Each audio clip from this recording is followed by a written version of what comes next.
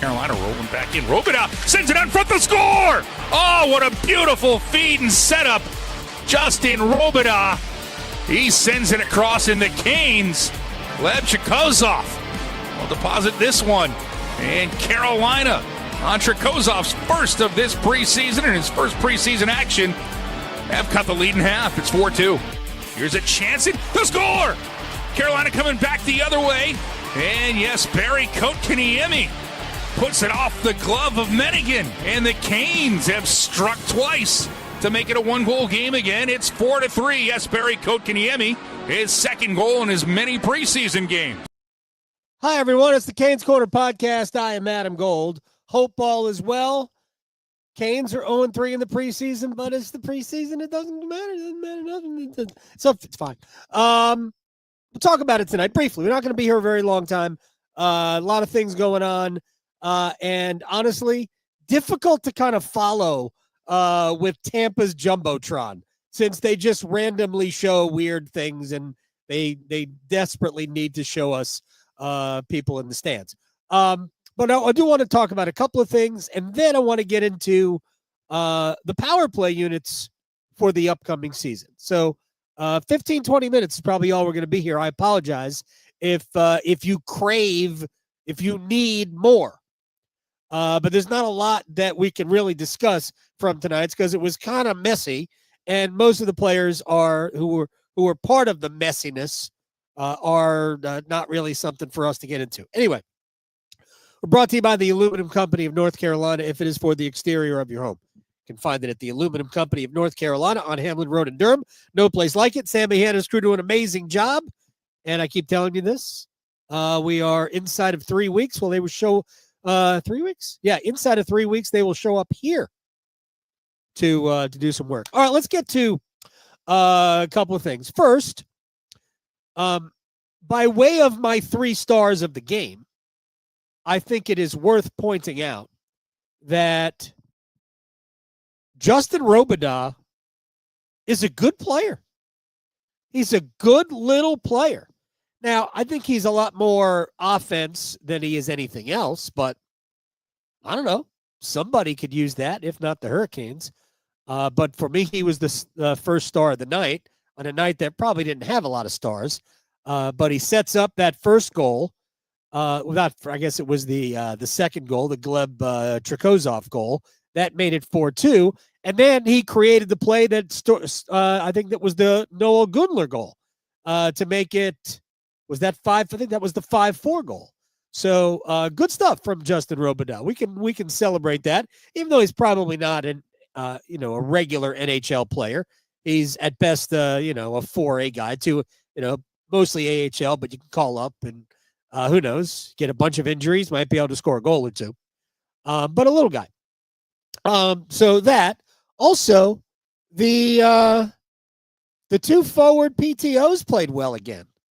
Kevin Labanc, who I think is probably a little bit better player than Giovanni Smith. I know everybody's excited about the fights, the first 2 games, but ultimately he scored a goal tonight. And I get the question on Twitter, has he earned a contract? Here's my honest feeling about this is that no, the answer is he has not earned a contract, but it's not an NHL contract, but it's very possible that the Hurricanes will try to get him to sign a 2-way deal where, and he's sort of a tweener anyway, where he plays in Chicago, but you could call him up if you need a player like him. Somebody who can mix it up on your fourth line. Look, I don't know that he's got any real goal-scoring ability, but he can play kind of a physical game. And if you need a player like that, why not have him in your organization? So to me, that is the most likely scenario for a guy like Giovanni Smith. And maybe that's the same for Kevin Labanc too. I don't know. But I thought both players were good. I thought Labanc just offers a little bit more skill. I think Labanc's a good player. He's older, so he's not the same player he was maybe 6-7 years ago, but good player. So it was good to see those 2 guys play well. And again, Justin Robidoux was good. I mentioned this I forget exactly when it was. I think it was in the aftermath. I thought Ryan Suzuki had a pretty good game on Wednesday and gets another chance today, and he's playing in between Smith and LeBanc. And I thought Suzuki did a couple of good things offensively in this game as well. But here is a little bit of criticism for Ryan Suzuki. You were a first-round pick. Yes, you had the eye injury, and I'm sure that has completely robbed you of a bona fide NHL career, because he does look like he's got some offensive sense.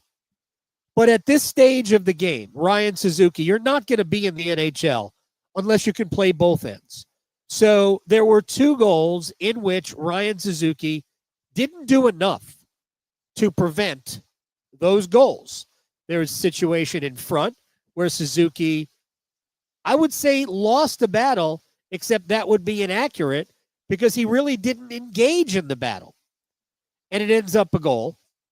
You have to try and clear out space for your goalie. You have to try and physically body the guy out of the crease.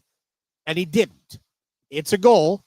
And while, we could point to a lot of things that led to the goal, that's your job if you're engaged with the guy in front. He didn't do it. And then on the second goal by, I'm going to get the name wrong, Stahowiak, whatever, that guy, which was the tip from the in between the circles right at the hash mark. You got to tie up a stick. You have to get your stick on his stick. You have to prevent that from happening. And he didn't. So for the latter one might be a little bit too harsh, but you got to be better defensively in front of your net. And Ryan Suzuki was not. And I think those are the things that probably keep him in the minor leagues.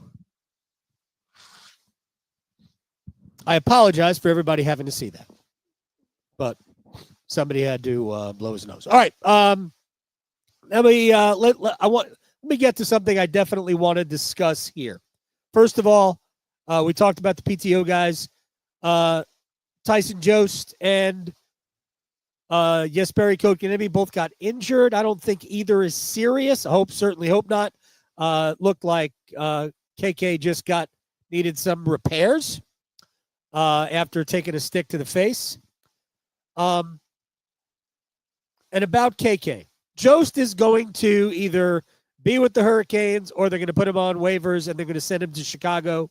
I'd prefer Jost stick around with the team because every time they use him, he's a valuable player.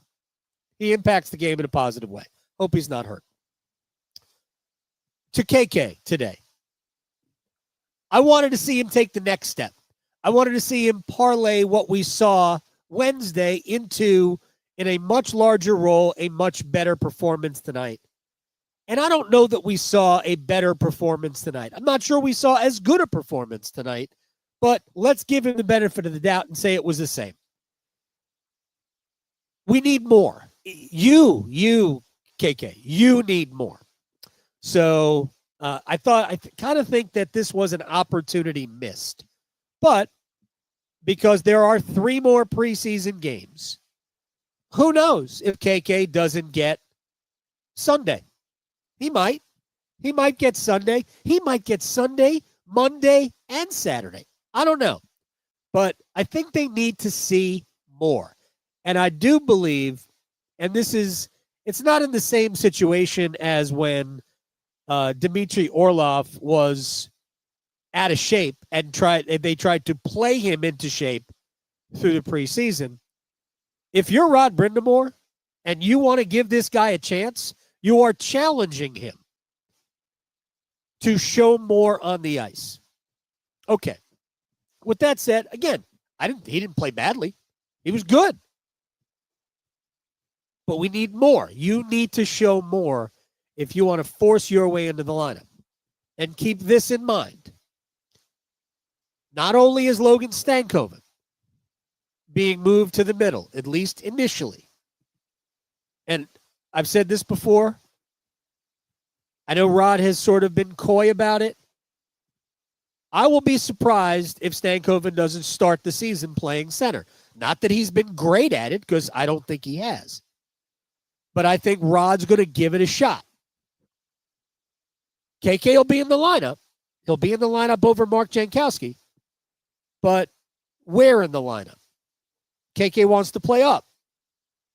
You have to earn that. That is not going to be given. We know that. We know the head coach has a short leash with him. Short leash with him. So he's going to have to earn that spot. And he hasn't yet done that.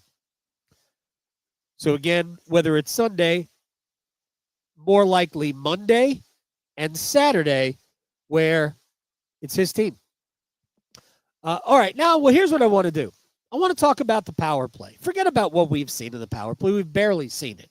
We did see it for 3 minutes. 3 minutes? I think 3 minutes in the game on Wednesday night, and it was good. It was about a minute of 5-on-3. It was all good. By the way, 2 minutes of 5-on-3 tonight was pretty disappointing late in the game. Nobody wants to shoot at 5-on-3. We're just going to pass the puck around. Think that's good? A little disappointed in Alexander Nikishin in that regard. And that's where this comes in. So I thought we would go through what I believe will be the 2 power play units going into the season. So let's start with the first unit, which we saw, which is Aho, Jarvis, Ehlers, Svechnikov, and Shane Gostisbehere. That'll be your top unit. Now, there were times last year where Svechnikov was dropped off of it, and I'm sure there will be some occasional flip-flopping of players. But unlike last year, I think Carolina looks like they've got 2 pretty good units now. So that would be the first unit. There's not a lot of beef there except for Andre. It'd be interesting to see where Andre lines up. All right? So, and I think I said this the other night. It looked like Carolina was using a little bit of a different formation, that it was almost more of a star, like somebody in the middle, and then 1 guy in front of the net, or maybe just to the side of the net, and 1 guy at the top in like the center of the blue line. So, and I don't know if that was by design or if it just kind of worked out that way, but I kind of dug it. Anyway, the second unit is interesting to me because when I spoke to Rod Brindamore today, he mentioned, we were talking about Kotkaniemi, and I asked him about killing penalties, and he said, unsolicited, he's been on the power play, and we're not sure. I'm paraphrasing here because I forget the quote, but he basically made it known that it's possible that KK won't be on the power play going forward, which take that for whatever you want. It sounds to me like his spot on the power play is in serious jeopardy. But when I go through the lineup, I give you the first power play unit, and here is my second power play unit, and I think KK is still on it. Blake, Stankoven, Hall, Kotkaniemi, and in my opinion, Sean Walker, not Alexander Nikishin. And I'll tell you why in a minute. I like a righty at the point. We'll just leave it at that. I know Gostisbehere is the power play quarterback in Unit 1. That one only has 1 righty. It's only Seth Jarvis. This would have 3 because of Blake and Stankoven, which is why I wouldn't be surprised if we saw some flipping over the course of the season. And if you put Walker on the power play, that gives you 3 righties and 2 lefties. Regardless, I think Walker deserves an opportunity to at least try it. Or if they decide to use Nikishin or another defenseman, it could be K'Andre Miller, I'd still consider Walker on the power play because I think he's a good offensive player. But I watch Nikishin, and I have a very real fear about Alexander Nikishin. And that fear is that he's not fast enough to be an elite player. On the power play, there's not enough quickness in his movement. Now, in terms of his overall play, I'm probably wrong. I'm probably trying to temper my own expectations of him. But I do wonder if he is fast enough to be an elite defenseman. But I do think that he is not quick enough to be a really good power play guy. I would love to be proven wrong. I am willing to say I got that wrong. But for right now, I wouldn't put him on the power play for two reasons. One, I don't think he's it's actually more than two reasons. I don't think he's moving the puck quickly enough. I think he has been tentative. He's played 2 games. We have not seen, although he had one where he broke his stick. We have not seen the slap shot. I saw it in the playoffs last year, and I loved it. We have not seen it in the preseason. So he has been tentative with that. I don't think he's quick enough to really move the puck around. And I absolutely worry what happens defensively. If there's a turnover, I am just not sure. And I will not be surprised if Nikishin doesn't man the second power play unit at the beginning of the season. That's just the way I look at it. I want to be wrong about him because I want Carolina to have an elite player on their hands at number 21. And let's keep this in mind. This year is the last year of his entry-level deal. So they're going to have to figure out what to pay him this year. That is going to be a very interesting development because I don't know what he's going to be able to produce this season. Just something to think about, which might not be a great thing to think about. I don't know. But the good thing here, and this is where when we go back and we talk about how this whole thing is going to look when the season starts, the good thing is that you can make the argument that right now Carolina would be better with Nikishin and Gostisbehere on a third pair defensively, with Gostisbehere playing his offside because he can do that. Nikishin gets to play his normal side. And then you've got Slavin, and I would go Slavin and Chatfield, Miller and Walker. But if it's Slavin and Walker, that's fine. Miller and Chatfield, love it. Now all we need is Slavin and Miller and Chatfield to be healthy because right now, as we sit here, they would not start the regular season. But good thing, we've got 13 days until we get to that point. 13 days. So, my thought on the power play, something to think about. One other thing to think about, Amir Miftakov had a rough third period on Wednesday. We talked about it. He had a rough start to the game tonight. I actually thought there was a chance that Rod Brindamore could pull him in the first period of a preseason game. I'm glad he didn't. I don't really bang him for the other goals that were scored. He doesn't have a great defense in front of him. But I thought he acquitted himself pretty well after that. Yeah, I know. It's hard to say that when 6 are on the board. But I really don't blame him for the other 4. I thought he was culpable for the first 2. But I don't blame him for the other 4. And there were a couple of other situations that really should have been goals or could have been goals but weren't. Again, I thought he was laboring for the first 10, 12 minutes or so. But after that, I give him credit. Bounced back. I thought played pretty well. And who knows what his future is. He might be nothing, to be honest, other than a wonderful human being. But he's he's targeted to be the backup to Caden Primo in Chicago. So give it a shot and try painting the mask. It's unsettling to see just a white goalie mask. That's just my read. All right, we're going to do this in a more thorough manner, I believe, on Sunday. And again, so much easier in the preseason when you're to be at the arena where you can see the whole thing develop than watching it on your laptop or at times your phone.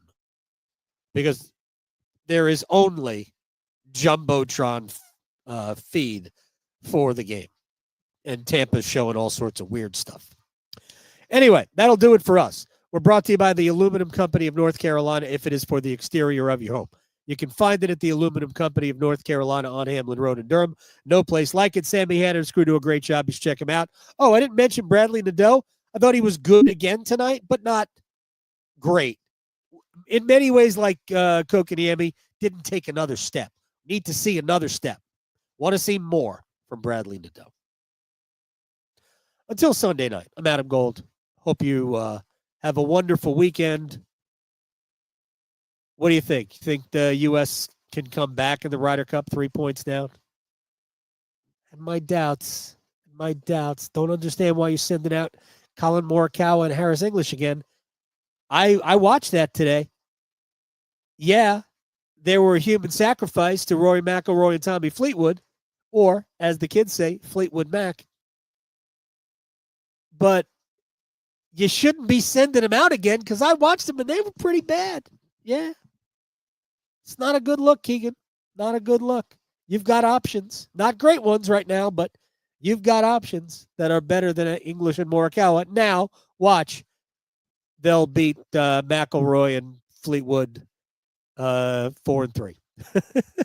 We'll see. Ryder Cup is wild. All right, everybody. We'll see you on Sunday. Good night.